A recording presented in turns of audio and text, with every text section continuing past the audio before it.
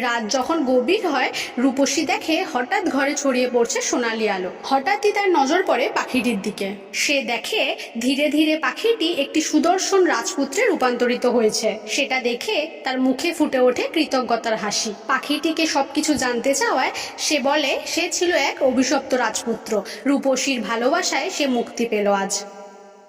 পরদিন রূপসীকে নিয়ে রাজপুত্র যাত্রা করে প্রাসাদের দিকে। গ্রাম পেরিয়ে নদী পেরিয়ে তারা পৌঁছায় এক বিরাট সোনালী প্রাসাদে।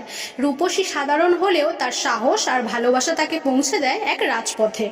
রাজসভায় কেউই মেনে নিতে চায় না রূপসীকে। রূপসী একটি গরিব দুঃখী মেয়ে, তাই তাকে কেউই রাজসভার রানী করেও নিতে চায় না। কিন্তু রাজপুত্র বলে ওঠে, এই আমার প্রাণ রক্ষা করতে, একেই আমি আমার রানী করব। রূপসী দাঁড়িয়ে থাকে মাথা নিচু করে। ঠিক সেই সময় হঠাৎ শত্রুর আক্রমণ। রাজ্যে হলো বড় বিপদ, আর তখন সামনে এসে দাঁড়ায় রূপসী।